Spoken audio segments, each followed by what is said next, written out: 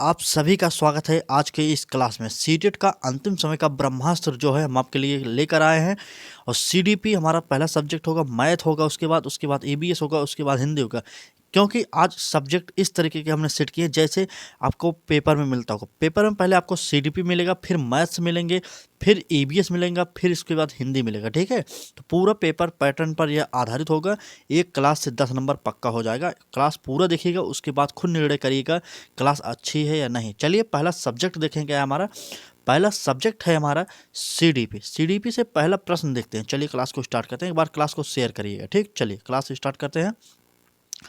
प्रश्न है हमारा, किसने सबसे पहले बुद्धि परीक्षण का निर्माण किया था? किसने सबसे पहले बुद्धि परीक्षण का निर्माण किया था? ए ऑप्शन देखिए अल्फ्रेड विने, B option gene पियाजे, C option Thorndike और डी ऑप्शन इनमें से कोई नहीं। तो हो जाएगा अल्फ्रेड विने। अल्फ्रेड विने ने 1905 ईस्वी के आसपास लगभग किया था। ठीक है, चलिए अगला प्रश्न देखते हैं। अगला प्रश्न है हमारा, एक शिक्षक कक्षा के कार्य को एकत्र करता है और उन्हें पढ़ाना है। उसके पास योजना बनाता है और अपने अगले पाठ को शिक्षार्थियों की आवश्यकताओं को पूरा करने के लिए समायोजित करता है। वह यहाँ पर लिख लीजिए क्या। ठीक, एक प्रकार से लिख सकते हैं। यहाँ पर खाली स्थान है जो एक विकल्प भरना पड़ेगा। ठीक है, क्या कर रहा है। ए ऑप्शन देखिए सीखने के रूप में आकलन, बी ऑप्शन सीखने के लिए आकलन, सी ऑप्शन सीखने के समय आकलन और डी ऑप्शन सीखने का आकलन। चलिए यह प्रश्न जो है काफी उलझाता है। ठीक है, चलिए बताइएगा। चलिए इसका उत्तर जो हो जाएगा, इसका उत्तर हो जाएगा सीखने के लिए आकलन। सीखने के लिए आकलन कर रहा है। चलिए पूरी क्लास को देखिएगा। अगर आप अब तक हमारे सभी क्लासेस को नहीं देख पाए तो फिर हमने प्लेलिस्ट बना दी है, आप देख सकते हैं। हिंदी की महामैराथन जो आपके लिए सबसे महत्वपूर्ण मैराथन होगी उसको जरूर देखिएगा। ठीक है, क्योंकि 4 घंटे में आपकी संपूर्ण हिंदी सिलेबस को कवर करके टॉपिक वाइज मैराथन लेकर आए थे आपके लिए। तो आप देखिएगा पूरा जरूर। ठीक, चलिए अगला प्रश्न देखते हैं। कक्षा कक्ष में जेंडर विभेद। कक्षा कक्ष में जेंडर विभेद क्या होता है, आपसे यह पूछा जा रहा है। ए ऑप्शन देखिए शिक्षार्थियों के हरासोन्मुख प्रयासों अथवा निष्पादन का कारण बन सकता है। बी ऑप्शन पुरुष शिक्षार्थियों के वृद्धि उन्मुख प्रयासों तथा निष्पादन का कारण बन सकता है। सी ऑप्शन महिला शिक्षकों की अपेक्षा पुरुष शिक्षकों के द्वारा अधिक किया जाता है और डी ऑप्शन शिक्षार्थियों के निष्पादन को प्रभावित नहीं करता है। तो चलिए इसका क्या हो जाएगा। डी ऑप्शन के लिए शिक्षार्थियों के निष्पादन को प्रभावित नहीं करता, तो यह गलत हो जाएगा क्योंकि प्रभावित करेगा। ठीक है, महिला शिक्षकों की अपेक्षा पुरुष शिक्षकों के द्वारा अधिक किया जाता है, तो यह भी गलत हो गया। दोनों पक्षों के द्वारा किया जाता है, तो हमारा जो सबसे अच्छा आंसर हो जाएगा ए आंसर सही हो जाएगा। ठीक है, चलिए ए ऑप्शन हमारा सही हो जाएगा। अगला प्रश्न देखते हैं। कम समय में ज़्यादा से ज़्यादा प्रश्नों को कराने की कोशिश करेंगे। अगर क्लास अच्छी लगी तो लाइक शेयर सब्सक्राइब जरूर करिएगा। ठीक है, आपसे बार बार यही निवेदन हम कर रहे हैं। ठीक, चलिए प्रश्न देखते हैं। ध्वनि संबंधित जागरूकता निम्नलिखित में से किस क्षमता से संबंधित है? ध्वनि जागरूकता के बारे में पूछा जा रहा है। ए ऑप्शन देखिए सही सही वह धारा प्रवाह बोलना, वह धारा प्रवाह बोलना। ठीक है, वह धारा प्रवाह बोलना। बी ऑप्शन जानना समझना और लिखना। सी ऑप्शन व्याकरण के नियमों में दक्ष होना और डी ऑप्शन ध्वनि संरचना पर चिंतन करना, वह उसमें हेर फेर करना। चलिए क्या हो जाएगा सही इस ऑप्शन, इसका प्रश्न जो उत्तर हो जाएगा तो वो हो जाएगा डी हमारा सही। ठीक है, ध्वनि संरचना पर चिंतन करना, वह उसमें हेर फेर करना। आपके पास समय काफ़ी कम बचा हुआ है। आप जितने भी समय बचे हैं उसका सही से उपयोग करिएगा। अदर क्लासेज आप देख रहे हैं तो आप अब मत देखिएगा, क्योंकि कहीं पर भी देख रहे हैं कोई भी क्लास करा रहा है तो वह करा रहा है आपको 20 से 25 क्वेश्चन कराएगा और 1 से 1.5 घंटा समय ले लेगा। लेकिन हमारे चैनल पर ऐसा नहीं होगा। अंतिम समय का ब्रह्मास्त्र मतलब कम समय में ज़्यादा से ज़्यादा प्रश्नों को आपको प्रैक्टिस सेट हम करा देंगे। ठीक है, क्योंकि अगर इस समय कम समय में ज़्यादा से ज़्यादा प्रश्न आप पढ़ेंगे तभी आपके एग्जाम में वह काम आने वाला है। अगर प्रश्न कम रहेंगे और समय ज़्यादा लगेगा तो उसका कोई लाभ नहीं होगा आपको। ठीक है, इसलिए हमारे चैनल का सिद्धांत है कम समय में आपको ज़्यादा से ज़्यादा प्रोवाइड कराया जाए। तो चलिए अगला प्रश्न देखते हैं। सीडीपी देखेंगे, उसके बाद फिर मैथ देखेंगे, फिर ईवीएस देखेंगे, फिर हिंदी देखेंगे। चारों सब्जेक्ट की क्लास पूरी देखकर जाना पड़ेगा आपको। ठीक है, चलिए यह प्रश्न देखते हैं क्या है। प्रश्न हमारा प्रकृति पोषण विवाद निम्नलिखित में से किस से संबंध है, किस से संबंध है। ठीक है, चलिए ए ऑप्शन देखिए व्यवहार एवं वातावरण, बी ऑप्शन वातावरण एवं जीव विज्ञान, सी ऑप्शन वातावरण एवं पालन पोषण और डी ऑप्शन आनुवंशिकी एवं वातावरण। चलिए चलिए बताइए, चलिए बताइए किस से संबंधित है। किससे संबंधित है, चलिए बताइए। तो वह हो जाएगा आनुवांशिकी एवं वातावरण, तो वह हो जाएगा डी ऑप्शन, आनुवांशिकी एवं वातावरण से संबंधित हो जाएगा। ठीक है, चलिए डी ऑप्शन सही हो गया। चलिए अगला प्रश्न देखते हैं। एक बार शेयर करिए वीडियो को, चैनल पर नया है तो सब्सक्राइब जरूर करिएगा। चलिए अगला प्रश्न देखते हैं। क्लास कैसी लग रही है यह भी आप कमेंट करके बताते रहेंगे। ठीक है, रोजाना दोपहर में 1 बजे हमारी क्लासेज आपके लिए प्रोवाइड कराई दी जाती है। ठीक है, चलिए ये ऑप्शन प्रश्न देखिए, मानव विकास यहाँ पर लिख सकते हैं आप क्या है, खाली स्थान। ऐसे भी सीटेड प्रश्न पूछा है, आप प्रीवियस ईयर का प्रश्न देख सकते हैं, या प्रीवियस ईयर का ही क्वेश्चन है। तो क्या है मानव विकास, ए ऑप्शन देखिए गुणात्मक, बी ऑप्शन कुछ सीमा तक अपमानीय, और सी ऑप्शन मात्रात्मक और गुणात्मक दोनों, और डी ऑप्शन मात्रात्मक। तो क्या हो जाएगा, मानव विकास जो होता है मात्रात्मक और गुणात्मक दोनों होता है मानव विकास। चलिए अगला प्रश्न देखते हैं। अगला प्रश्न देखते हैं हमारा क्या हो जाएगा, यह भी देखिए इंपॉर्टेंट प्रश्न है। प्रश्न देखिए, निम्न में से कौन सा सामाजिक कारण की निष्क्रिय एजेंसी है, सामाजिक कारण की निष्क्रिय एजेंसी है। ए ऑप्शन परिवार, बी इको क्लब, सी सार्वजनिक पुस्तकालय, स्वास्थ्य क्लब, डी ऑप्शन हमारा हो जाएगा। तो इसमें जो होगा सार्वजनिक पुस्तकालय। ठीक है, निष्क्रिय, क्योंकि इससे सार्वजनिक पुस्तकालय से मतलब समाज से कुछ नहीं होता, क्योंकि यहाँ पर जो सार्वजनिक पुस्तकालय होता है वह सभी के लिए होता है। पुस्तकालय में सिर्फ आप पढ़ सकते हो, कुछ बातचीत नहीं कर सकते, तो उसका कोई मतलब नहीं निकलता है, इसलिए इसे निष्क्रिय संसाधन के रूप में माना जाता है। चलिए अगला प्रश्न देखते हैं। अगला प्रश्न देखते हैं, संज्ञानात्मक विकास निम्न में से किसके द्वारा समर्थित होता है, संज्ञानात्मक विकास निम्न में से किसके द्वारा समर्थित होता है। ए ऑप्शन देखिए, उन गतिविधियों को प्रस्तुत करना जो पारंपरिक पद्धतियों को सुदृढ़ बनाती है। बी ऑप्शन, एक समृद्ध और विविधतापूर्ण वातावरण उपलब्ध कराना। सी ऑप्शन देखिए, सहयोगात्मक की अपेक्षा वैयक्तिक गतिविधियों पर अधिक ध्यान केंद्रित करना। और डी ऑप्शन, जितना संभव हो उतनी आवृत्ति से संगत और सुनियोजित परीक्षाओं का आयोजन करना। चलिए कमेंट करिए, कुछ प्रश्नों को आप भी उत्तर देते चलिए, क्योंकि आपको ही पेपर देना है तो आपको भी उत्तर देना पड़ेगा। ठीक है, तो इसका जो उत्तर होगा संज्ञानात्मक विकास में निम्नलिखित में से किसके द्वारा समर्थित होता है, तो एक समृद्ध और विविधतापूर्ण वातावरण उपलब्ध करा के आप संज्ञानात्मक विकास आसानी से बालक का करा सकते हैं। ठीक है, चलिए अगला प्रश्न देखते हैं। अगला प्रश्न है हमारा, निम्न में से कौन सा सीखने की शैली का एक उदाहरण है, सीखने की शैली का एक उदाहरण आपसे पूछा जा रहा है। तो चलिए बताइए कौन सा हो जाएगा। ए ऑप्शन देखिए संग्रहण, बी ऑप्शन तथ्यात्मक, सी ऑप्शन स्पर्श संबंधी, और डी ऑप्शन चाक्षुष। तो यह हो जाएगा सीखने संबंधी एक शैली है, तो चाक्षुष हो जाएगा। ठीक है, चाक्षुष। चलिए डी ऑप्शन। अगला प्रश्न देखते हैं। क्लास की स्पीड ठीक है कि आप देख रहे हैं कि कुछ व्याख्या भी की जाए, व्याख्या हम समझ रहे हैं अंतिम समय में व्याख्या आपके लिए उपयोगी नहीं है।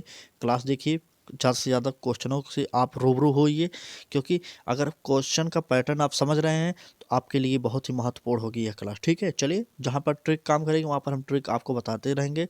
आप कमेंट करिएगा, जिस सब्जेक्ट में आपको दिक्कत हो कमेंट जरूर कर दीजिएगा, हम आपको अभी भी समय है आपको बता देंगे। ठीक है, चलिए क्लास लेकर आएंगे, जिस टॉपिक पर कहेंगे वह भी क्लास उपलब्ध करा देंगे जितना भी समय बचा हुआ है। यह प्रश्न देखते हैं क्या है। प्रश्न है हमारा, यहाँ पर खाली स्थान दिएगा, एक कुछ भरना पड़ेगा 4 ऑप्शन में से। क्या हो जाएगा, प्रेरणाएं अनुभूतियों के संतुष्टिकरण की अवस्थाओं तक पहुँचाने और व्यक्ति लक्षणों को प्राप्त करने की आवश्यकता को संबोधित करती हैं। क्या हो जाएगा, ए ऑप्शन भावात्मक, बी ऑप्शन संरक्षण उन्मुखी, सी ऑप्शन सुरक्षा उन्मुखी, और डी ऑप्शन प्रभावी। तो इसका उत्तर क्या हो जाएगा, चलिए कमेंट करिए, चलिए कमेंट करिए कौन सा उत्तर सही होगा इसमें। अब तक हमने लगभग 12 से 13 क्वेश्चनों को हल कर लिया। अगर क्लास अच्छी लग रही है तो शेयर जरूर कर दीजिए एक बार वीडियो को। ठीक है, चलिए तो यहाँ पर जो ए ऑप्शन हमारा था वही सही हो जाएगा, भावात्मक प्रेरणाएं अनुभूतियों के संतुष्टिकरण अवस्थाओं तक पहुँचाने एवं व्यक्तिगत लक्षणों को प्राप्त करने की आवश्यकता को संबोधित करते हैं। यह हमारा प्रश्न बन गया। ठीक, चलिए क्लास देखते हैं। अगला प्रश्न क्या है, अगला प्रश्न देखते हैं। यह प्रश्न देखिए, एक आंतरिक बल जो प्रोत्साहित करता है और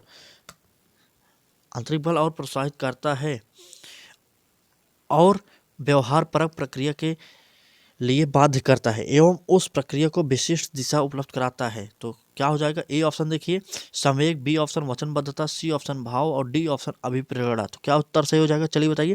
तो इसका उत्तर हो जाएगा अभिप्रेरणा, अभिप्रेरणा सही हो जाएगा, डी ऑप्शन हमारा सही हो जाएगा। अगला प्रश्न देखते हैं। निम्नलिखित में से कौन सा कारक अधिगम को सकारात्मक प्रकार से प्रभावित करता है। तो क्या सकारात्मक प्रभाव से प्रकाशित करता है, प्रभावित करता है? ए ऑप्शन देखिए सहपाठियों से प्रतियोगिता, बी ऑप्शन अर्थपूर्ण संबंध, और सी ऑप्शन माता पिता की ओर से दबाव, और डी ऑप्शन अनुत्तीर्ण हो जाने का भय। चलिए उत्तर बताइए, चलिए कमेंट करिए, कमेंट करिए क्या हो जाएगा उत्तर इसका। तो इसका उत्तर हो जाएगा बालक जो कारक अधिगम को सकारात्मक प्रभाव में प्रभावित करता है वह हो जाएगा अर्थपूर्ण संबंध। तो हमारा बी ऑप्शन सही हो जाएगा, बी ऑप्शन सही हो जाएगा। अगला प्रश्न देखते हैं। प्रश्न को 2 से 3 बार इसलिए पढ़ दे रहे हैं ताकि आपको प्रश्न पढ़ने में कठिनाई हो रही है या समझने में कठिनाई हो रही है, आप समझ जाइए, ठीक है। चलिए यह प्रश्न देखते हैं क्या हमारा। प्राथमिक स्तर के बच्चे दी गई आकृतियों को उनकी लिखावट, ठीक है, लिखावट और दिखावट के आधार पर वर्गीकृत करने की योग्य हैं। वेन हिले के अनुसार वह ज्यामिति के, यहाँ पर 1 मिनट, यहाँ पर क्या मैथ का प्रश्न चालू हो गया क्या? 1 मिनट, यहाँ पर मैथ का प्रश्न चालू हो गया क्या है?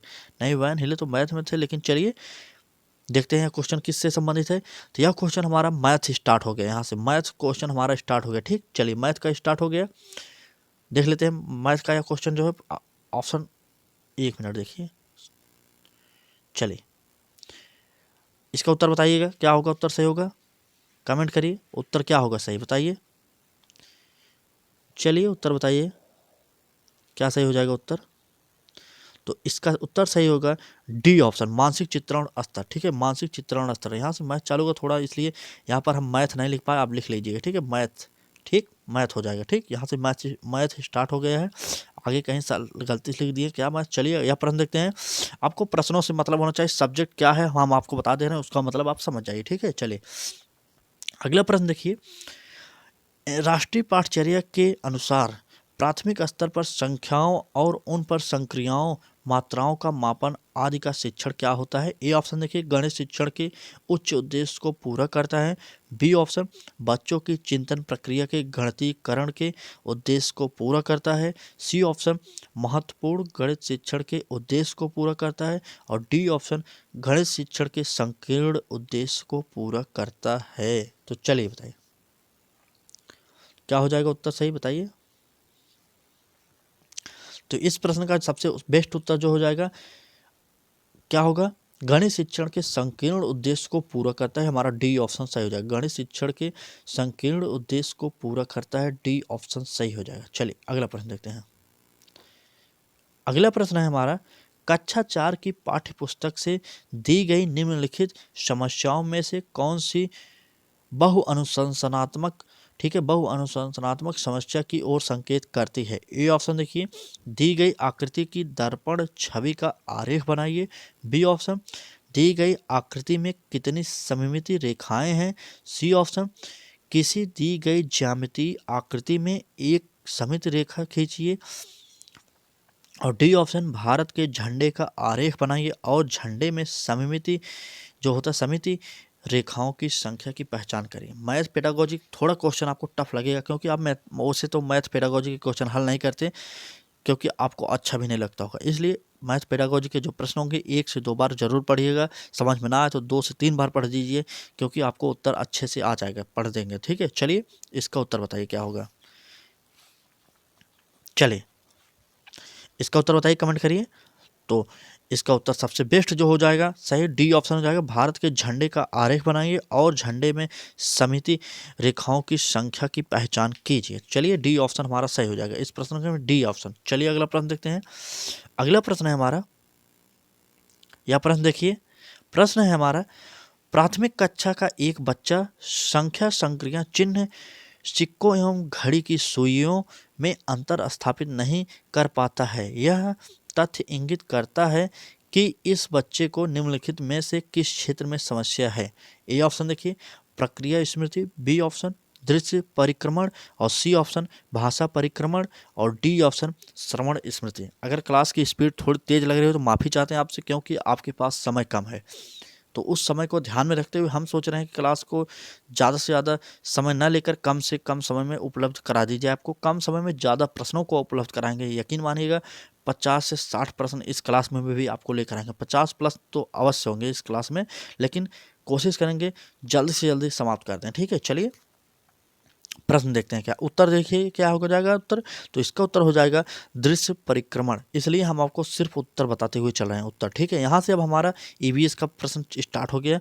अब तक आपने सीडीपी पढ़ लिया और मैथ पढ़ लिया, कम से कम 20 से 22 क्वेश्चन आप पढ़ चुके हैं। तो अब 2 सब्जेक्ट कंप्लीट हो गए, अभी 2 सब्जेक्ट हमारा है, तो पूरा सब्जेक्ट जरूर पढ़िएगा। ईवीएस से हमने लगभग 15 से 16 क्वेश्चन लिए और हिंदी से भी उतना ही क्वेश्चन लिए हैं। तो पूरा पढ़ के तब जाइएगा, उसके बाद निर्णय करिए कैसी क्लास लगी।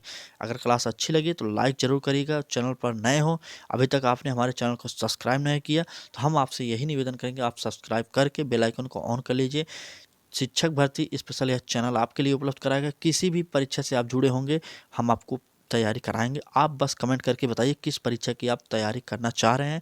आप इतना भी बताइएगा ज़रूर कि आप किस राज्य से हैं और सीटेट की तैयारी कर रहे हैं, ठीक है। चलिए बताइएगा ज़रूर किस राज्य से संबंधित हैं। चलिए यह प्रश्न देखते हैं क्या हमारा, यह प्रश्न इंपॉर्टेंट हो जाएगा, ठीक है। चलिए यह प्रश्न देखिए, खेल जो हम खेलते हैं, यह प्रकरण था एक, इससे एक टॉपिक आ गया, एक प्रश्न आ गया, ठीक है। चलिए प्रश्न देखिए क्या हो जाएगा, खेल जो हम खेलते हैं प्रकरण के शिक्षण में शिक्षार्थियों की अधिकतम भागीदारिता के लिए निम्न में से कौन सी शिक्षा की युक्ति अधिक प्रभावी होगी। चलिए ये ऑप्शन देखिए, विभिन्न खेलों के खेल कार्ड बनाना और उन्हें शिक्षार्थियों को दिखाना। बी ऑप्शन, शिक्षार्थियों को भीतर और बाहर खेले जाने वाले विभिन्न खेलों के नाम याद करने के लिए कहना। हमने आपसे पहले ही बोला जहाँ पर याद करने की बात कीजिए वह नेगेटिव होता है तो वह कट जाएगा, ठीक है। इसी प्रकार से सीटेट में काटिए उत्तर। सी ऑप्शन देखिए, शिक्षार्थियों को टेलीविजन पर खेल संबंधित कार्यक्रमों को देखने और उस पर आधारित सामान्य परियोजना कार्य बनाने के लिए कहना। और डी ऑप्शन, शिक्षार्थियों को खेल के मैदान में ले जाना और उन्हें अलग अलग खेल खिलाना। चले उत्तर बताइए क्या हो जाएगा सही। हमने एक ऑप्शन जो था पहले ही काट दिया, उसके अकॉर्डिंग उत्तर बताइए, उत्तर बताइए। चलिए तो डी ऑप्शन हमारा सबसे बेस्ट हो जाएगा, क्योंकि शिक्षार्थियों को खेल के मैदान में ले जा रहे हैं और उन्हें अलग अलग खेल खेलने के लिए कह रहे हैं, तो इसका मतलब बालक वहाँ सबसे बेस्ट काम कर सकता है, सीख सकता है, ठीक है। चलिए अगला प्रश्न देखते हैं, जहाँ पर बालक, एक प्रश्न याद करिए, जहाँ पर बालक खुद करके सीखता है वह प्रश्न हमेशा सीटेट सही मानता है उत्तर, ठीक। चलिए यह प्रश्न देखते हैं, कक्षा 5 की पर्यावरण अध्ययन की पाठ्य पुस्तक के एक पाठ में सर्वेक्षण और लेखन पर एक भाग का मुख्य उद्देश्य है। ये ऑप्शन देखिए, शिक्षार्थियों को अवसर उपलब्ध कराना कि वह विश्व चीज़ों को खोजे और सीखे। बी ऑप्शन, विषय की आधारभूत अवधारणाओं को सिखाने में शिक्षार्थियों की मदद करना। और सी ऑप्शन, शिक्षार्थियों के व्यवहारिक कौशलों में सुधार करना। और डी ऑप्शन, शिक्षार्थियों की सामान्य जानकारी का आकलन करना। चलिए उत्तर बताइए क्या होगा सही, उत्तर बताइए। चलिए कमेंट करके उत्तर बता सकते हैं आप लोग क्या हो जाएगा। तो क्या इसका सबसे, हम पहले ही आप बता चुके हैं, जहाँ पर आप बच्चों को संसाधन उपलब्ध कराएंगे वही ऑप्शन सही हो जाएगा। तो इसमें सबसे बेस्ट उत्तर जो होगा ए ऑप्शन हो जाएगा, क्योंकि शिक्षार्थियों को अवसर उपलब्ध कराना, जहाँ पर विद्यार्थियों को अवसर उपलब्ध कराने की बात की जाए वह हमेशा पॉजिटिव शब्द होता है, ठीक है। पॉजिटिव शब्द आते ही टिक कर सकते हैं आप, ठीक। चलिए ये ऑप्शन हमारा सही हो जाएगा।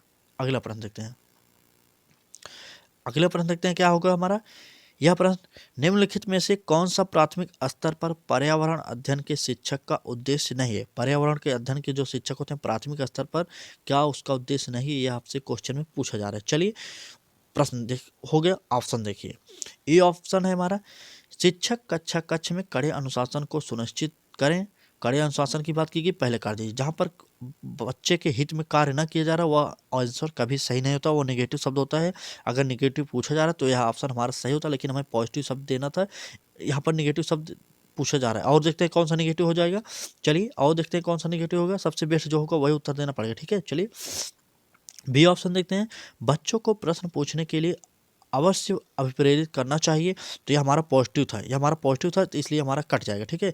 यह नेगेटिव था, अभी हमें उत्तर देना पड़ेगा। अगर कोई और नेगेटिव नहीं होगा तो ये ऑप्शन हमारा सही हो जाएगा, ठीक है। चलिए अभी काट दे रहे हैं, तो सी ऑप्शन देखते हैं। सी ऑप्शन है, बच्चों को अपने निकटतम परिवेश से परिचय प्राप्त करने के लिए आवश्यक अभिप्रेरित करना चाहिए। अवश्य, ठीक। चलिए डी ऑप्शन, कक्षा कक्ष में होने वाले अधिगम को विद्यालय के बाहर की दुनिया के साथ जोड़ना, तो यह भी सही था। तो जो तीनों सही थे ये तीनों कट जाएंगे, तीनों ऑप्शन ये सही थे, ठीक, तीनों कट जाएंगे। ठीक है, तो हमारा जो ए ऑप्शन था यही रॉन्ग था, तो यहाँ पर नहीं पूछा गया, तो इसलिए हमारा ए ऑप्शन सही हो जाएगा। ठीक है, जहाँ पर कड़े अनुशासन की बात की जाए वह हमेशा शब्द जो होता है निगेटिव होता है, निगेटिव शब्द होता है। ठीक है, आप याद कर लीजिए, जैसे ही हमने ऑप्शन पढ़ा पहले ही आपको बता दिया कि यह शब्द निगेटिव, इसलिए हमने पहले काट दिया था, लेकिन जब हमने वहाँ पर देखा प्रश्न में नहीं है तो इसलिए हमारा उत्तर सही हो जाएगा। चलिए अगला प्रश्न देखते हैं।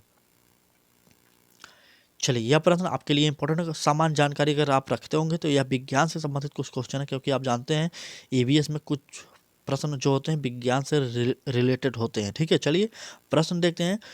कोई डॉक्टर एक मरीज को खाने के लिए कुछ दवाइयाँ लिखता है और साथ ही गुड़ वाला और हरी पत्तेदार सब्जियां जरूर खाने का सुझाव देता है। यह मरीज किस रोग से पीड़ित होना चाहिए? ए ऑप्शन देखिए मियादी बुखार, B option malaria, C option anaemia, D option बुखार। यहाँ पर देखिए गुड़ खाने के लिए कह रहा है और हरी पत्तेदार सब्जियां खाने का सुझाव देता है, तो क्या हो जाएगा इसका? तो उसको एनीमिया हो गया। ठीक है, एनीमिया। ठीक, चलिए एनीमिया। अगला प्रश्न देखते हैं। यह प्रश्न देखिए आपके खाने से संबंधित भोजन भी आपके चैप्टर में दिया गया, तो उसके अकॉर्डिंग यह प्रश्न बनकर आया हुआ था सीटेड में। तो देखिए प्रश्न क्या है, निम्नलिखित समूहों में से उस समूह को चुनिए जिसमें खाना पकाने के तरीके दिए गए हैं। ए ऑप्शन देखिए सेक कर, उबाल कर, बेल कर, बी ऑप्शन तल कर, भिगो कर, भुन कर, और सी ऑप्शन सेक कर, तल कर, भुन कर, और डी ऑप्शन उबाल कर, गोथ कर, भुन कर। चलिए उत्तर बताइए। चलिए उत्तर बताइए, कमेंट करिए कौन सा उत्तर सही हो जाएगा। तो इसमें उत्तर हमारा सही हो जाएगा सेक कर भी खा सकते हैं, तल कर भी खा सकते हैं और भून कर भी खा सकते हैं। ठीक है, तो सेक कर, तल कर, भून कर, तो हमारा सी ऑप्शन सही हो जाएगा, सी ऑप्शन सही हो जाएगा। चलिए क्लास कैसी लग रही है? क्लास अच्छी लग रही है तो लाइक करिए और चैनल पर नए हो तो सब्सक्राइब जरूर करिए। ठीक है, अपने दोस्तों तक शेयर जरूर करिए, क्योंकि अंतिम समय का यह ब्रह्मास्त्र है, आप अगर नहीं पढ़ेंगे तो पछताना तो जरूर पड़ेगा। ठीक है, हम आपसे बार बार कहते हैं आप हमारी पिछली वीडियो को देख लीजिए, अगर कहीं भी आपको कुछ भी शंका हो आप कमेंट जरूर करिए वीडियो के कमेंट बॉक्स में, हम आपका समाधान जरूर कर देंगे। हम आपसे यही कहना चाह रहे हैं। ठीक है, अंतिम समय है, आप कम समय में ज़्यादा से ज़्यादा प्रश्नों को आपको प्रोवाइड कराया जा रहा है हमारे चैनल के माध्यम से, तो तब भी आप अगर नहीं पढ़ेंगे तो यह आपकी गलती होगी, बाद में आपको पछताना जरूर पड़ेगा। इसलिए अदर चैनल के अकॉर्डिंग हमारे चैनल में आपको क्या मिलता है, अगर आप यह सोच रहे हैं तो हमारे चैनल पर आपको अंतिम समय में कम से कम समय में ज़्यादा से ज़्यादा प्रश्न प्रोवाइड कराने की कोशिश की जा रही है, आप भी उसका हिस्सेदारी बन सकते हैं। ठीक है, चलिए ये प्रश्न देखते हैं। रेगिस्तानी ओक एक पेड़ का नाम है जिसकी जड़ें उस गहराई तक जमीन में भीतर जाती हैं जब तक कि पानी तक न पहुंच जाए। इस पेड़ की जड़ों की गहराई इस पेड़ की ऊंचाई से लगभग 30 गुनी होती है। यह पेड़ कहाँ पाया जाता है? यहाँ पर एक रेगिस्तानी ओक होता है जो रेगिस्तानों में पाया जाता है। ठीक है, उसकी जड़ें इतनी नीचे होती हैं कि लगभग कहें कि वृक्ष से लगभग 10 गुनी ज़्यादा नीचे ही होती हैं उसकी जड़ें, क्योंकि रेगिस्तान में आपको जानते होंगे, आपको पता होगा कि पानी नहीं मिलता ज़्यादातर, इसलिए उस पेड़ की जड़ें पानी की खोज में इतनी नीचे चली जाती हैं, यही समझ लीजिए वृक्ष से ऊंचाई जितनी होती है उससे का 30 गुना नीचे चली जाते हैं, तब वह पानी अवशोषित करके अपने आप को जीवित रखते हैं। तो ये कहाँ पाया जाता है पेड़ ओक कहाँ पाया जाता है? आपसे यह प्रश्न पूछा जा सकता है, तो वह हो जाएगा अबू धाबी, ऑस्ट्रेलिया, रूस, राजस्थान। चलिए उत्तर बताइए कहाँ पर पाया जाएगा? तो उत्तर हो जाएगा हमारा सही क्या होगा? चलिए उत्तर बताइए। ऑस्ट्रेलिया में पाया जाता है रेगिस्तानी ओक। क्या पाया जाता है ऑस्ट्रेलिया में? चलिए जी हाँ दोस्तों, ऑस्ट्रेलिया में पाया जाएगा रेगिस्तानी ओक, ऑस्ट्रेलिया में। चलिए अगला प्रश्न देखते हैं, तो हमारा बी ऑप्शन सही हो जाएगा। अगला प्रश्न, आबू धाबी देखते ही आप आबू धाबी पर टिक मत करिएगा, ना तो राजस्थान में देख कर टिक मारिए, क्योंकि यहाँ पर रेगिस्तान ज़्यादा है, आप समझ जाएं कि यहीं पर रेगिस्तान है तो यही हो जाएगा सही, तो यह नहीं होगा। यह प्रश्न देखिए हमारा, कांसा दो धातुओं का मिश्रण है। यह दो धातुएं हैं, आपको पता होगा कांसा दो धातुओं से मिलकर बना है, तो कौन सी धातु होगी? देखिए ऑप्शन ए ऑप्शन है तांबा और टिन, बी ऑप्शन है तांबा और लोहा, सी ऑप्शन है एल्युमिनियम और टिन, और डी ऑप्शन है तांबा और जस्ता। तो चलिए उत्तर बताइए। तो ए ऑप्शन हमारा सही हो जाएगा, तांबा और टिन से मिलकर कांसा बनता है, आपको ब्रॉन्ज जिसे कहा जाता है तांबा और टिन से मिलकर बनता है, तो ए ऑप्शन सही हो जाएगा, ए ऑप्शन। ठीक है, ए ऑप्शन। अगला प्रश्न देखते हैं। यहाँ पर जल्दी से जल्दी क्वेश्चनों को प्रोवाइड कराने की कोशिश करें। थोड़ा अगर इधर उधर हो जाए तो माफ़ी चाहते हैं आपसे, क्योंकि कम समय में ज़्यादा से ज़्यादा प्रश्नों को प्रोवाइड करने की कोशिश करें। हम सोच रहे हैं कम से कम इस क्लास में ही 50 से 60 प्रश्न आपको करा दें। वो जितना कम समय हो सके उतना कम समय में आपको प्रोवाइड कराएंगे, ठीक है। क्योंकि इस क्लास का नाम हमने अंतिम समय का ब्रह्मास्त्र रखा है। तो अंतिम समय का ब्रह्मास्त्र यही होगा कि कम समय में आपको ज़्यादा से ज़्यादा प्रोवाइड कराया जाए, ठीक है। चलिए प्रश्न देखिए, कुछ पक्षी हमारे तुलना में 4 गुनी अधिक दूरी तक देख सकते हैं, यह पक्षी हैं। आपसे पूछा जा रहा है कोई कुछ पक्षी ऐसे भी होते हैं जो मनुष्य की तुलना में 4 गुना ज़्यादा देखते हैं, मतलब अधिक दूरी तक देखते हैं। कौन से पक्षी होंगे? ए ऑप्शन देखिए, बाज, कबूतर, तोता। तो यहाँ पर बाज सही था, ठीक है, बाज दिखता है लेकिन कबूतर तोता नहीं दिखता, इसलिए गलत हो जाएगा, ठीक है। बी ऑप्शन, चील, बाज, गिद्ध, यह ऑप्शन सही हो सकता है। देखते हैं सी ऑप्शन, कौवा। यहाँ पर कौवा आते ही गलत हो गया, तो इसलिए यह कट गया, यह तो कट ही गया। बी ऑप्शन हमारा सही हो जाएगा। चील, बाज और गिद्ध जो होते हैं मनुष्य से लगभग 4 गुना दूरी तक देख सकते हैं, ठीक है। अगर एक तुलना करते हैं, जैसे मनुष्य के बारे में बताते हैं आपको, अगर आप मान लीजिए एक मनुष्य 1 किलोमीटर देख सकता है अपनी आंखों के द्वारा, उसी के अकॉर्डिंग जो चील, बाज और गिद्ध होते हैं आप 4 किलोमीटर दूर तक देख सकते हैं, ठीक है। यही होता है 4 गुना दूर। चलिए अगला प्रश्न देखते हैं। अगला प्रश्न देखते हैं। अगला प्रश्न है हमारा, शालिनी कक्षा 5 के शिक्षार्थियों को पोषण पर आधारित प्रकरण से परिचित कराना चाहती है। पोषण पर आधारित प्रकरण जो होता है उस पर परिचित कराना चाह रही कोई शिक्षिका है, तो उन्हें क्या करना चाहिए? ए ऑप्शन देखिए, पोषक तत्वों से भरपूर विभिन्न प्रकार के भोजन के उदाहरण देने चाहिए। बी ऑप्शन, विभिन्न प्रकार के भोजन को प्रदर्शित करने वाले चार्ट का प्रयोग करना चाहिए। सी ऑप्शन, शिक्षार्थियों से कहना चाहिए कि वह अपने अपने टिफिन बॉक्स खोलें, उसके तत्वों का अवलोकन करें, उसके बाद उन्हें व्याख्या करनी चाहिए। और डी ऑप्शन, श्यामपट्ट पर पाचन चित्र का आरेख बनाइए। चलें उत्तर बताइए। चलिए उत्तर बताइए, क्या हो जाएगा सही? उत्तर बता दीजिए एक बार, इस प्रश्न का उत्तर बताइए आप।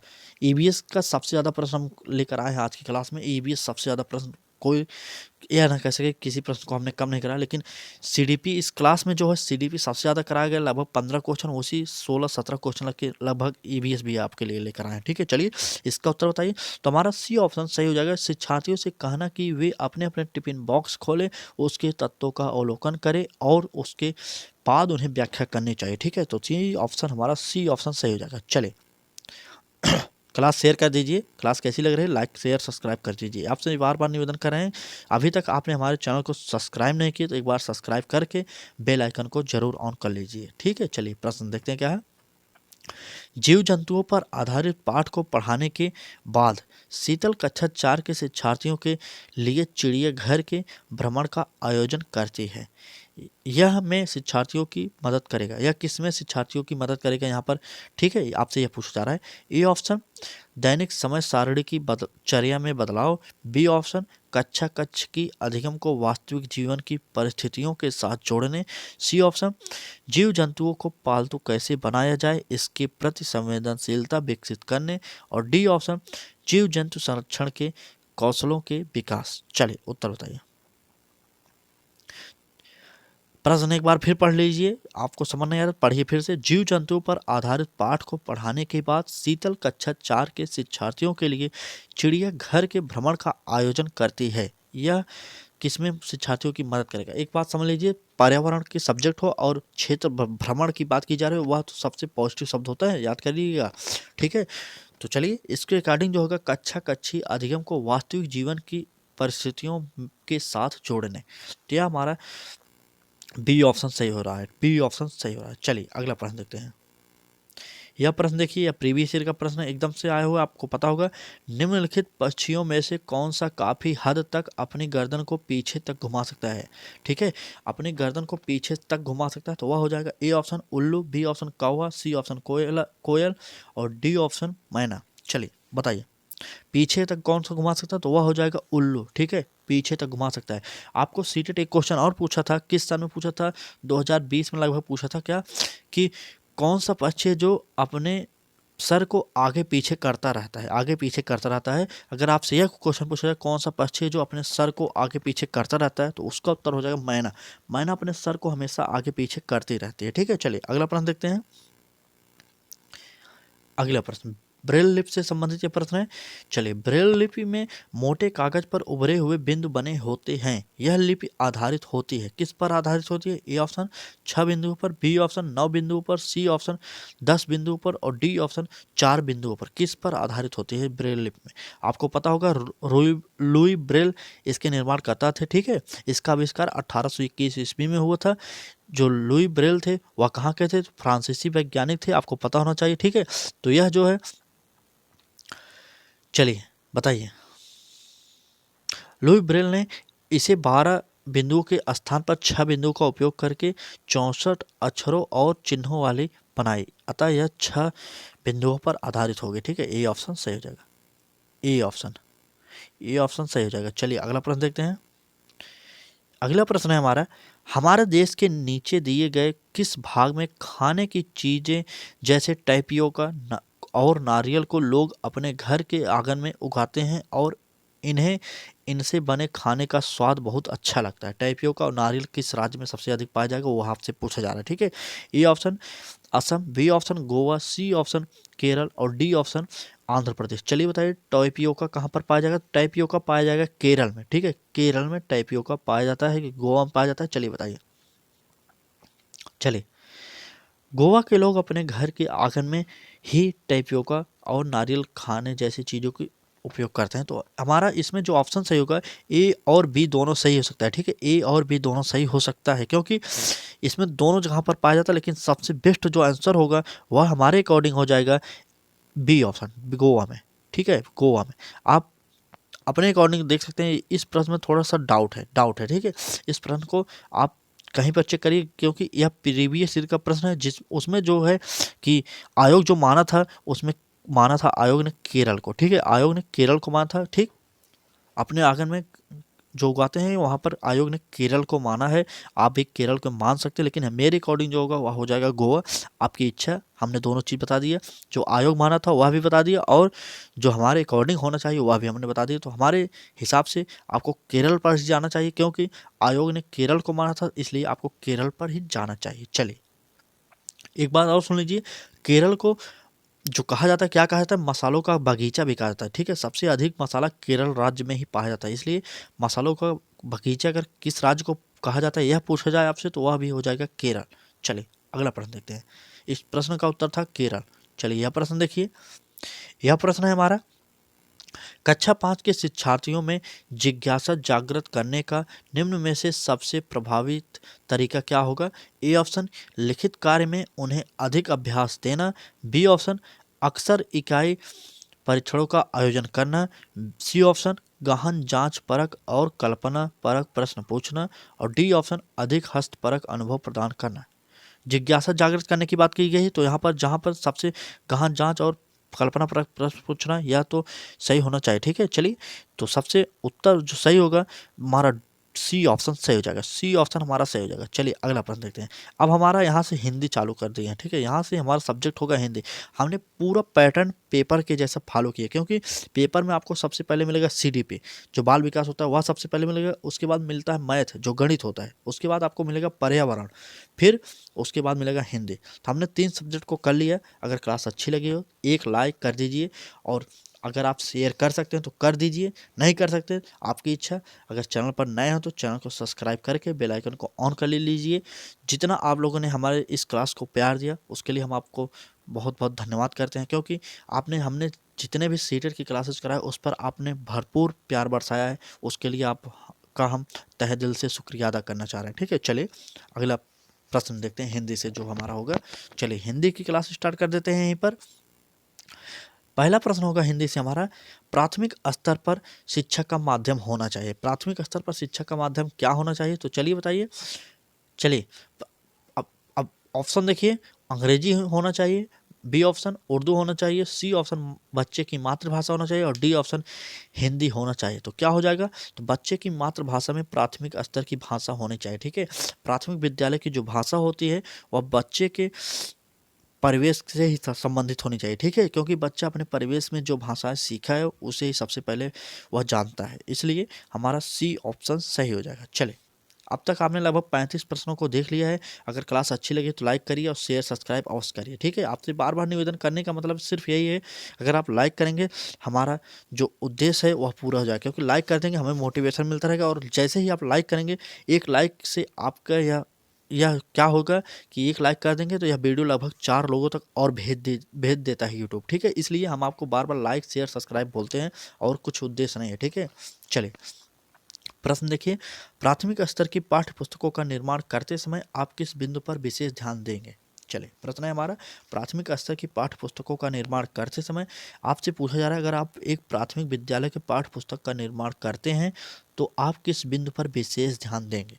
ये ऑप्शन देखिए, हिंदी भाषा के वैविध्यपूर्ण रूप शामिल हो, बी ऑप्शन उपदेशात्मक पाठ शामिल हो, सी ऑप्शन कहानी अधिक से अधिक शामिल हो, और डी ऑप्शन प्रसिद्ध लेखकों की रचना शामिल हो। तो यह हमारा ऑप्शन पहले ही कट जाएगा, डी ऑप्शन। चलिए डी ऑप्शन पहले कट गया, तो सबसे बेस्ट आंसर क्या होगा। चलिए कहानियाँ अधिक से अधिक शामिल हो, इसका भी कोई मतलब नहीं, कहानी से ही बच्चा सब कुछ थोड़ी सी क्या उपदेश की बात ही नहीं की गई इसमें। तुम्हारा उपदेश की बात नहीं करेंगे तो हम सबसे पहले करेंगे हिंदी भाषा के वैविध्यपूर्ण रूप शामिल हो, क्योंकि बच्चे कई प्रकार के होते हैं विद्यालय में, तो हमें सभी के विशेष ध्यान रखते हुए पाठ्यक्रम का निर्धारण करना पड़ेगा, ठीक। पाठ्य पुस्तकों का जो निर्धारण करेंगे वही करेंगे, ठीक। चलिए अगला प्रश्न, पाठ के अंत में अभ्यास और गतिविधियां देने का उद्देश्य है, क्या उद्देश्य है। ए ऑप्शन बच्चों को व्यस्त रखने हेतु गतिविधियां बनाना, जहां पर बच्चे को व्यस्त रखा जाए वह प्रश्न हमेशा ऑप्शन गलत हो जाता है, ठीक है। बी ऑप्शन बच्चों को याद करने हेतु सामग्री उपलब्ध कराने में सहायता करना, क्या यह प्रश्न हो सकता है, चलिए बताइए। बी ऑप्शन, सी ऑप्शन गृह कार्य की सामग्री जुटाना, और डी ऑप्शन बच्चों को अभिव्यक्ति के अवसर देना। चलिए तो देखिए याद करने को हमने पहले ही बता दिया था, यह नेगेटिव हो गया इसलिए अब गलत हो गया। सामग्री जुटाने से कोई मतलब नहीं, तो हमें बेछुल ये गलत हो जाएगा। तो हमारा डी ऑप्शन सबसे सही हो जाएगा, क्योंकि बच्चों को अभिव्यक्ति के अवसर देना, इसलिए हमारा डी ऑप्शन सही है। चलिए अगला प्रश्न देखते हैं। अब काफ़ी कम प्रश्न बचे हैं, करीब कुछ ही प्रश्न होंगे, हम आपको बता नहीं सकते कितने प्रश्न है, लेकिन कुछ ही प्रश्न होंगे। आप पूरा प्रश्न जरूर देखिएगा, ठीक है। और चैनल पर नए हो तो सब्सक्राइब जरूर करिएगा। आप देख सकते हैं हमारी सभी क्लासेज जो यूट्यूब पर फ्री में पढ़ाई गई है, टॉपिक वाइज प्रैक्टिस सेट हम आपके लिए लाए थे। हिंदी की टॉपिक वाइज प्रैक्टिस सेट सभी करा दी, क्योंकि हिंदी में सिर्फ 8 पेडागॉजी के टॉपिक थे, हमने पेडागॉजी को कवर किया। जो गद्यांश पद्यांश से प्रश्न आते हैं वह हमने आपको नहीं पढ़ा, क्योंकि आप वह खुद पढ़ सकते हैं, ठीक है। तो हिंदी की पूरी प्लेलिस्ट बना दी गई, वह देख लीजिए। सीडीपी की प्लेलिस्ट तैयार है, वह भी देख लीजिए। और जो लोग 6 to 8 में हैं, मिडिल वाले हैं, जो वह एसएसटी पढ़ना चाह रहे हैं, तो वह हमारा प्लेलिस्ट देख सकते हैं। एसएसटी की हमने टॉपिक वाइज प्रैक्टिस सेट भी कराई। अंतिम समय में जितना भी हो सकता है आप पढ़ लीजिए, क्योंकि कुछ दिनों बाद आपको सीटेट दोबारा ना पढ़ना पड़े, यही आपको सोच के पढ़ना पड़ेगा, ठीक है। चले प्रश्न देखते हैं। भाषा अर्जित करने की प्रक्रिया में किसका महत्व सर्वाधिक है। चलिए भाषा अर्जित करने में किसका महत्वपूर्ण स्थान होता है, आपको बताना चाहिए। ए ऑप्शन देखिए भाषा प्रयोगशाला का, बी ऑप्शन पाठ्य पुस्तकों का, सी ऑप्शन समाज का, और डी ऑप्शन समाज कक्षा भाषा कक्षा का। चलिए बताइए क्या हो जाएगा। भाषा अर्जित करने की प्रक्रिया में किसका महत्व सर्वाधिक है, तो उसका हो जाएगा सी ऑप्शन, भाषा अर्जित करने में समाज का महत्वपूर्ण स्थान होता है, आपको पता होना चाहिए। अगला प्रश्न देखते हैं। चलिए यहाँ पर हम देखिए, चलिए प्रश्न देखते हैं। एक समावेशी कक्षा में भाषा शिक्षक को किस बिंदु का सबसे अधिक ध्यान रखना चाहिए। एक समावेशी कक्षा में भाषा शिक्षक को किस बिंदु का सबसे अधिक ध्यान रखना चाहिए। ए ऑप्शन सभी बच्चों को समान गतिविधियों में शामिल होने के लिए प्रोत्साहित करना, बी ऑप्शन सभी बच्चों को समान अपेक्षाएं रखना, और डी सी ऑप्शन विविध प्रकार के दृश्य श्रव्य सामग्री का उपयोग करना, और डी ऑप्शन सभी बच्चों को समान रूप से कार्य देना। तो जहाँ पर समान रूप से कार्य बात की जाए वहाँ कट जाएगा, क्योंकि समान रूप से कहीं नहीं हो सकता उत्तर सही, क्योंकि बालक समान नहीं होते, सभी बालक अलग होता है, ठीक। ये ऑप्शन देखिए यहाँ पर भी समान गतिविधियों में शामिल होने की बात की गई, तो यह भी ऑप्शन हमारा कट गया, तो हमारा यह भी गलत हो गया। अब बच्चे बी और सी, तो इसमें बी ऑप्शन देखिए सभी बच्चों को समान अपेक्षाएं रखना, बच्चे से अपेक्षाएं नहीं रख सकते समान अपेक्षाएं, तो सी ऑप्शन हमारा ऑटोमेटिक सही हो गया। विविध प्रकार की दृश्य श्रव्य सामग्री उपलब्ध कराना, जहां पर विविध प्रकार के श्रव्य दृश्य सामग्री का उपयोग किया जा रहा हो वह ऑप्शन हमेशा सही होता है, पॉजिटिव होता है, ठीक है। चलिए आज का यह इस क्लास की हमारी जो है हिंदी का जो है आखिरी प्रश्न होगा, देखिए क्या है आखिरी प्रश्न। चले आखिरी प्रश्न अभी नहीं, एक प्रश्न और हो सकता है, देखते हैं। भाषा में आकलन की प्रक्रिया, भाषा में आकलन की प्रक्रिया क्या होता है? ए ऑप्शन देखिए, सीखने सिखाने के दौरान भी चलती है। बी ऑप्शन, केवल बच्चों का निष्पादन जानने के लिए होती है। सी ऑप्शन, केवल शिक्षक का निष्पादन जानने के लिए होती है। और डी ऑप्शन, पाठ के अंत में दिए गए अभ्यासों के माध्यम से होती है। तो इसका यहाँ पर केवल दो शब्द लग गए तो यह दोनों कट गए, ठीक है। ए और डी में उत्तर बताइए। चलिए ए और डी में उत्तर बताइए। हमारे जो ट्रिक है बच्चे के हित में होना चाहिए कार्य, वही बताना पड़ेगा आपको। चलिए यह प्रश्न आपके लिए कमेंट बॉक्स में उत्तर देने के लिए छोड़ दिया हमने, ठीक है। इस प्रश्न का कमेंट बॉक्स में उत्तर दीजिए। बी और सी गलत हो गया, आप बताइए ए और डी में कौन सा सही होगा, ए और डी में कौन सा सही होगा, ठीक है। चलिए आपको कमेंट करके उत्तर बताना पड़ेगा ए और डी में कौन सा उत्तर होगा। चलिए आज का हमारा आखिरी प्रश्न देख लेते हैं। आप इस प्रश्न को उत्तर जरूर बताइएगा जो हमने आपके लिए दिया है। चलिए यह प्रश्न देखते हैं। पढ़ना सीखने की प्रक्रिया में किसकी भूमिका सर्वाधिक होती है? पढ़ना सीखने की प्रक्रिया में सबसे भूमिका किसकी होगी ज़्यादा? बाल साहित्य के सार्थक प्रयोगों की, बी ऑप्शन पाठ्य पुस्तक की भाषा का, सी परीक्षाओं की भाषा, डी प्रयोगशाला की भाषा। चलिए भाषा प्रयोगशाला की प्रयोगशाला। चलिए उत्तर बताइए कौन सा सही होगा। तो पढ़ने सीखने की प्रक्रिया में सबसे अधिक जो महत्वपूर्ण होगा वह हो जाएगा बाल साहित्य के सार्थक प्रयोग के, क्योंकि बालकों को आपको पढ़ाना पड़ेगा तो आपको बाल साहित्य का प्रयोग करना आना चाहिए। तो ए ऑप्शन हमारा सही हो जाएगा, ठीक है। ए ऑप्शन हमारा सही हो जाएगा। चलिए इस प्रश्न का जो हमने आपसे उत्तर पूछा था, इस प्रश्न का उत्तर दे दीजिएगा, क्योंकि हमने बी और सी उत्तर को काट दिया, क्योंकि यह केवल शब्द लगने के कारण नेगेटिव हो गया। अब आपको ए और डी में उत्तर देना है, ठीक है। ए और डी में उत्तर देना, कौन सा सही होगा आप कमेंट करके उत्तर जरूर बताइएगा। पूरी वीडियो अगर देख रहे हैं तो। चलिए आज की क्लास कैसी लगी यह कमेंट करके उत्तर बताइए। अगला प्रश्न देख लेते हैं। आज का आखिरी प्रश्न है हमारा, यह देखिए आज का आखिरी प्रश्न देख लीजिए।